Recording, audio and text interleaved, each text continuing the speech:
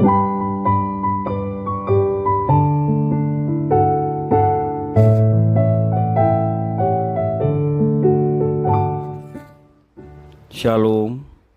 Devosi 2 Samuel pasal yang ke-17. Mungkin kita berpikir bahwa pertolongan Tuhan paling nyata ketika semua berjalan dengan lancar. Namun pengalaman hidup menunjukkan bahwa kita biasanya lebih merasakan pertolongan Tuhan justru ketika kita mengalami kesulitan.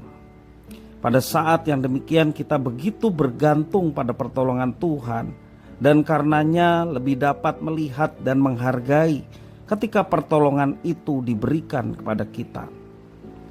Seperti yang direncanakan Daud, Husai berpura-pura berpihak kepada Absalom, dan dalam kedaulatan Tuhan nasihat Ahitofel yang baik tidak diterima. Sesuai rencana, Husai harus mengirimkan kabar kepada Daud lewat kedua anak Imam Zadok dan Abiatar, yaitu Ahimaas dan Yonatan.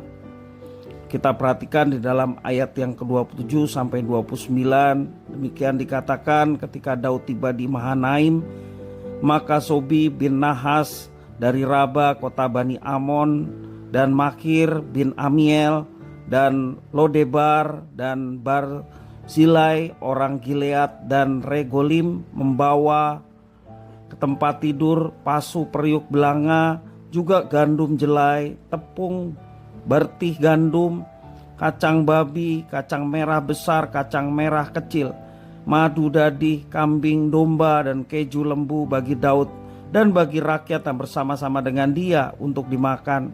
Sebab kata mereka, rakyat ini tentu telah menjadi lapar, lelah, dan haus di padang gurun. Kita perhatikan rencana tersebut hampir saja gagal oleh karena keduanya ketahuan. Hanya karena kedaulatan Tuhan mereka selamat dari orang-orangnya Absalom. Mereka pun dapat menyampaikan berita kepada Daud, sehingga Daud dan pasukannya dapat mengambil tindakan dengan cepat dan tepat. Ayat 22, tindakan Daud memberikan penjelasan bahwa lalu bersiaplah Daud dan seluruh rakyat yang bersama dengan dia, dan mereka menyeberangi sungai Yordan pada waktu fajar. Tidak ada seorang pun yang ketinggalan yang tidak menyeberangi sungai Yordan. Daud melakukan seperti yang disampaikan kepadanya. Daud dan pasukannya mengambil tindakan dengan cepat dan tepat, sehingga Daud luput dari upaya Absalom untuk membinasakannya. Di pihak Absalom terjadi blunder karena apa yang dilakukannya dengan menolak nasihat dari Ahitofel, membuat posisi Absalom melemah.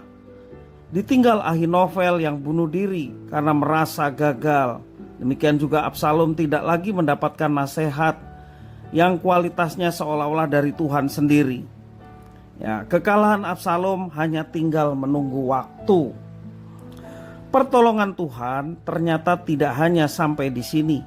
Ketika Daud tiba di Mahanaim, ternyata sudah ada sahabat-sahabat lama yang mendukung Daud dan pasukannya dengan berbagai kebutuhan praktis. Ayat 27 sampai 28 menjelaskan demikian. Pertolongan Tuhan dalam berbagai aspek dalam masa kesulitan Daud ini merupakan pertolongan yang pasti sangat mengharukan Daud. Kita bisa yakin bahwa Tuhan akan memberikan pertolongan yang kita butuhkan kepada kita jika kita juga bergantung kepadanya. Marilah kita sebagai orang-orang percaya membuka mata kita sehingga dapat melihat pertolongan Tuhan yang sedemikian berlimpah dalam hidup kita, terutama ketika kita sedang dalam kesulitan. Jangan mencari pertolongan yang lain, jangan mengandalkan manusia. Mari kita andalkan Tuhan. Walaupun manusia berusaha ingin melakukan tindakan yang merugikan kita, melakukan tindakan yang membuat kita seolah-olah akan mengalami kerugian, tetapi bersama dengan Tuhan, dengan penyerahan sepenuhnya kepada Tuhan, maka kita akan melihat pertolongan, bahkan mujizat yang sungguh nyata itu akan kita alami. Jangan berpaling kepada yang lain. Kesulitan apapun yang sedang kita alami, kita serahkan sama Tuhan, maka Tuhan yang penuh kuasa dan belas kasihan, pastilah Dia akan menolong bagi setiap anak-anaknya yang bersandar hanya kepadanya. Tuhan Yesus memberkati.